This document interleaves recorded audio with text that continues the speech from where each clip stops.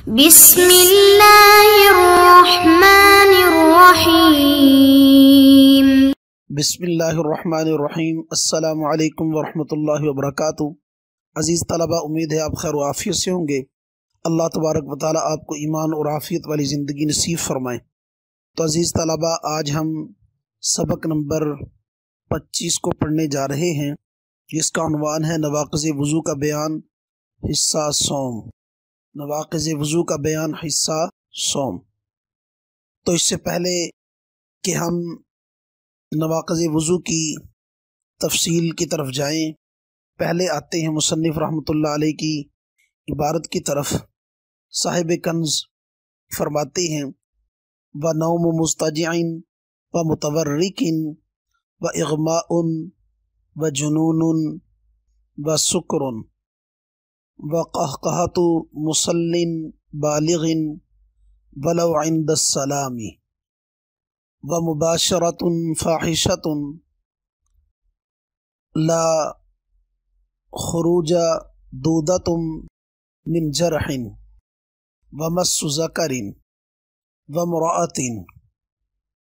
ترجمہ: اور نیند توڑ دیتی ہے لیٹنے والے کا وضو، اور سرین پر ٹیک لگانے والے کا وضو، اور بے ہوشی اور جنون اور نشہ اور بالغ آدمی کا زور سے ہنسنا، کہا لگا کر ہنسنا، اگرچہ سلام کے وقت ہو، اور مباشرت فاحشہ، نہ کہ کیڑے کا نکلنا زخم سے، اور چھونا عضو تناسل کو اور عورت کو۔ یہ تھا ترجمہ۔ اب ہم آتے ہیں اپنے اصل مقصود کی طرف کہ مذکورہ عبارت میں مصنف رحمۃ اللہ علیہ نے نواقضات وضو میں سے نوم یعنی نیند، اغما یعنی بے ہوشی، جنون یعنی عقل کا زائل ہونا، اور سکر یعنی نشہ، ان نواقضات کو بیان فرمایا ہے۔ نمبر 1، نوم یعنی نیند۔ نوم ان نواقضات میں سے ہے جو نقض حکمی ہے، کیونکہ نیند وغیرہ کا عین ناقض وضو نہیں، بلکہ وہ چیز ناقض ہے جس سے نیند عادتاً خالی نہیں ہوتی، یعنی استرخاء مفاصل، خروج ری وغیرہ۔ پس نواقض وضو میں سے نوم ایک ناقص ہے۔ اگر کوئی شخص سو گیا تو سونے سے اس کا وضو ٹوٹ گیا، پھر خواہ وہ کروٹ کے بل سوئے یا سرین زمین پر ٹکا کر پاؤں ایک طرف کو نکال کر سوئے، یا تکیہ لگا کر سوئے، یا کسی شے سے ٹیک لگا کر سو جائے، اس طور پر کہ اگر وہ چیز ہٹا دی جائے تو وہ متوضی گر پڑے، ان تمام صورتوں میں وضو ٹوٹ جاتا ہے۔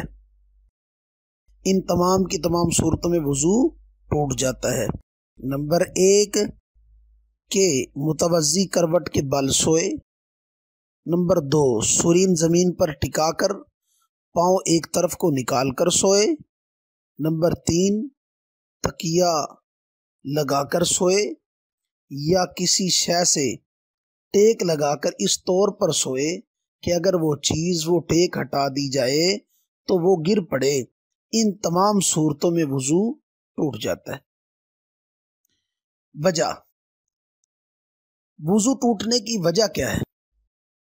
حالانکہ نیند کوئی نجاستوں میں سے کوئی نجاست نہیں ہے، اس کے باوجود شریعت نے نیند کو ناقص کیوں قرار دیا ہے؟ تو وجہ اس کی یہ ہے کہ نیند اور سونے کی حالت میں بند اور جوڑ ڈھیلے ہو جاتے ہیں. سونے کی حالت میں بند اور جوڑ ڈھیلے ہو جاتے ہیں جو عادتاً ریح وغیرہ کے خروج سے خالی نہیں ہوتا، اور جو چیز عادتاً ثابت ہو اس کا ثبوت متیقن شمار ہوتا ہے. جو چیز عادتاً ثابت ہو اس کا ثبوت متیقن شمار ہوتا ہے. تو اس لیے نیند کو ناقض وضو قرار دیا گیا ہے کہ خود بذات خود یا بنفسی ہی نیند تو ناقض نہیں ہے، لیکن نیند جن چیزوں کو ساتھ لاتی ہے وہ اصل میں ناقض ہیں. یعنی سونے کی وجہ سے جوڑ بند کا ڈھیلا ہونا اور اس صورت کے اندر ریح وغیرہ کا خروج جو عام طور پر انسان سے ہو جاتا ہے، لہذا اس عادت پر اس کو متفرع کیا گیا ہے، اس عادت پر اس حکم کو رکھ دیا گیا کہ لہذا جب بھی کوئی شخص سوئے تو اس کا سونا، اس کی نیند وہ ناقض وضو شمار کی جائے گی بوجہ استرخائے مفاصل کے. البتہ اس کی کچھ تفصیل ہے جو آگے آ رہی ہے. دوسری صورت یہ ہے کہ کوئی شخص سویا لیکن قیام، قعود، رکوع، سجود وغیرہ کی حالت میں، قیام کی حالت میں، قعود کی حالت میں، رکوع کی حالت میں، سجدے وغیرہ کی حالت میں سویا، خواہ وہ حالت نماز میں تھا یا حالت نماز میں نہ تھا. تو ان صورتوں میں نیند ناقض وضو نہیں ہے. تو ایسی نیند یعنی قیام کی حالت میں جو نیند ہو، قعود کی حالت میں، رکوع کی حالت میں، سجود کی حالت میں جو نیند ہے وہ نیند ناقض وضو نہیں ہے، کیونکہ ان حالتوں میں عموماً استمساک باقی رہتا ہے. کیونکہ ان حالتوں میں عموماً استمساک باقی رہتا ہے، یعنی انسان کا قابو اپنے جوڑوں پر، اپنے اعضاء پر، اپنے استرخاء پر وہ قائم رہتا ہے. یہی وجہ ہے کہ اگر یہ شخص اس کا استمساک باقی نہ ہوتا تو یہ شخص گر جاتا. تو اس کا نہ گرنا اس بات کی دلیل ہے کہ استمساک باقی ہے. پس ان حالتوں میں کامل استرخاء نہیں، لہذا وضو بھی نہیں ٹوٹے گا. کامل استرخاء چونکہ نہیں پایا گیا لہذا ان صورتوں میں وضو نہیں ٹوٹے گا. اب سمجھیے گا، حضرت مولانا مفتی رشید احمد الدھیانوی رحمۃ اللہ علیہ نے نوم قائد کے کچھ صورتیں لکھی ہیں جن کو ہم نمبر وار بھی ترتیب ذکر کریں گے. نمبر 1، حضرت فرماتے ہیں کہ اگر کسی شے کے ساتھ ٹیک لگائے بغیر سویا، یعنی متوضی اگر کسی شے کے ساتھ ٹیک لگائے بغیر سویا اور گرا نہیں، یا گرتے ہی فوراً بیدار ہو گیا. 2 صورتیں، اگر متوضی کسی شے کے ساتھ ٹیک لگائے بغیر سویا اور گرا نہیں، یا گرتے ہی فوراً بیدار ہو گیا تو وضو نہیں ٹوٹا. نمبر 2، سجدہ کی حیت مسنونہ پر سونا یہ بھی ناقض وضو نہیں. سجدہ کی حیت مسنونہ پر سونا یہ بھی ناقض وضو نہیں، اگرچہ غیر نماز میں ہی کیوں نہ ہو. نمبر 3، اگر پوری مقعد زمین پر قائم نہیں اور ٹیک لگا کر سویا. 2 باتیں، پوری مقعد زمین پر قائم نہیں اور ٹیک لگا کر سویا، خواہ اپنی ران وغیرہ پر ہی ہو تو وضو ٹوٹ گیا. لہذا 2 زانوں بیٹھ کر ران وغیرہ پر ٹیک لگا کر سونے سے وضو جاتا رہے گا۔ اسی طرح 4 زانوں بیٹھ کر ران پر ٹیک لگائی اور اتنا جھک گیا کہ پوری مقعد زمین پر قائم نہ رہی تو بھی وضو ٹوٹ جائے گا۔ البتہ اگر پوری مقعد زمین پر قائم رہے، مثلا گھٹنے کھڑے کر کے ہاتھوں سے پکڑے، گھٹنے کھڑے کر کے ہاتھوں سے پکڑے، یا کپڑے وغیرہ سے کمر کے ساتھ باندھ لے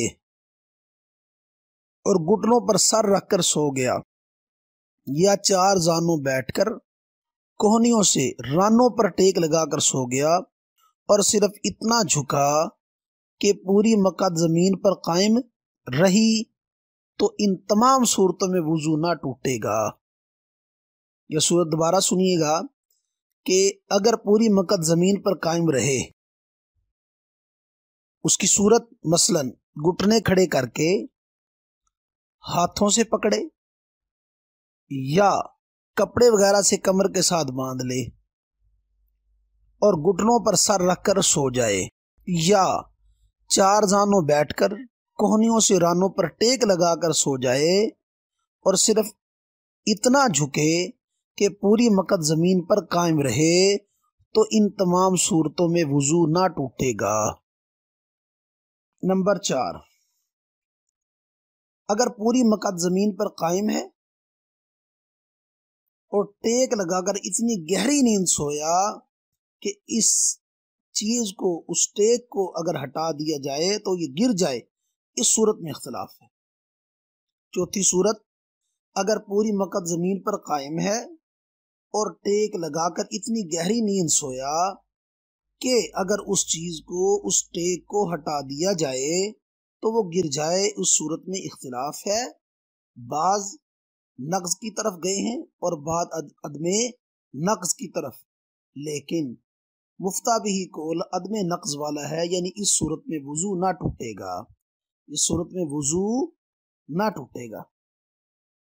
قولہ اغماء و جنون، بے ہوشی اور جنون، یہ بھی نواقضات وضو میں سے ناقض ہیں۔ اغماء یعنی بے ہوشی کا طاری ہونا، اور جنون یعنی عقل کا زائل ہونا۔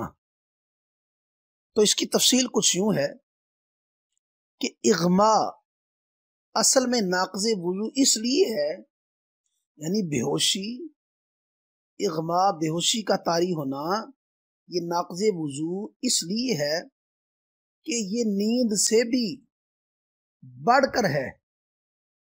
کس بات میں؟ بند جوڑ کے ڈھیلے ہونے میں، استرخاء مفاصل میں، استرخاء مفاصل میں اغماء بے ہوشی نیند سے بھی بڑھ کر ہے، نیند سے بھی قوی سبب ہے۔ لہذا جب نیند ناقض وضو ہے تو اغماء بطریق اولا ناقض وضو ہوگا۔ نمبر 4 ہے جنون۔ جنون بھی نواقضات وضو میں سے ایک ناقض ہے۔ جنون کو نقض وضو کا سبب اس لیے قرار دیا گیا کہ جنون میں پاکی اور ناپاکی کی تمیز باقی نہیں رہتی۔ جنون کی حالت میں پاکی ناپاکی کی تمیز باقی نہیں رہتی، لہذا جنون ہر صورت میں ناقض وضو سمجھا جائے گا، جنون ہر حالت میں ناقض وضو سمجھا جائے گا۔ نمبر 5 ہے نشہ۔ نمبر 5 ہے نشہ۔ نشے میں مست آدمی بھی چونکہ پاکی و ناپاکی کی تمیز نہیں رکھتا، اس لیے نشہ بھی ناقض وضو ہے، نشے کو بھی نقض وضو کا سبب قرار دیا گیا ہے۔ نشے کی تعریف، امام ابو حنیفہ رحمہ اللہ تعالی کے نزدیک نشے کی تعریف یہ ہے کہ نشہ اس حالت کو کہتے ہیں کہ جس حالت کے اندر وہ شخص جس پر نشہ ہے جس کے دماغ پر نشہ طاری ہے وہ مرد و زن کی تمیز تک بھول جائے، اس کو نشہ کہتے، جبکہ صاحبین کے نزدیک نشے کی حد یہ ہے کہ گفتگو میں اختلاط و ہذیان کا شکار ہو جائے، گفتگو میں اختلاف و ہذیان کا شکار ہو جائے، یعنی نامعقول قسم کی باتیں اس کی زبان سے نکلنے لگیں، اور یہی تعریف زیادہ صحیح ہے۔ تو عزیز طلباء، آج کے سبق کے اندر ہم نے چند باتیں پڑھی، نواقض وضو سے متعلقہ چند باتیں پڑھی، چند نواقضات کو پڑھا۔ نمبر 1، نیند، کہ نیند نواقضات وضو میں سے ایک ناقض ہے۔ پھر نیند کن حالتوں میں نقض وضو کا سبب ہے اور کن حالتوں میں نقض وضو کا سبب نہیں، اس کی تفصیل آپ کے سامنے آ گئی۔ اور دوسرا ہم نے پڑھا اغماء اور بے ہوشی۔ اغماء اور بے ہوشی بھی نواقضات وضو میں سے ایک ناقض ہے، اور اس کا سبب نیند سے بھی زیادہ قوی ہے، یعنی نقض وضو کے اسباب میں سے ایک سبب بے ہوشی ہے اور یہ سبب نیند سے بھی زیادہ قوی ہے۔ اور نمبر 3 تھا جنون۔ جنون بھی نواقضات وضو میں سے ایک ناقض ہے اور یہ ان میں سب سے اقویٰ ہے۔ اور چوتھا ناقض تھا سکر یعنی نشہ۔ نشہ بھی نواقضات وضو میں سے ایک ناقض ہے، چونکہ نشے کی حالت میں بھی آدمی مرد و زن کی تمیز تک بھول جاتا ہے اور گفتگو میں اختلاط و ہذیان کا شکار ہو جاتا ہے، اول فول اس کی زبان سے نکلتا ہے۔ اس لیے جنون کی طرح نشہ بھی کیا ہے؟ ناقض وضو ہے۔ تو یہ تھی آج کے سبق کی تفصیل۔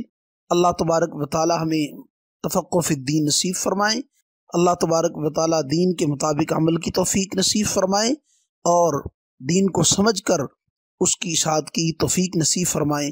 وآخر دعوانا ان الحمد للہ رب العالمین۔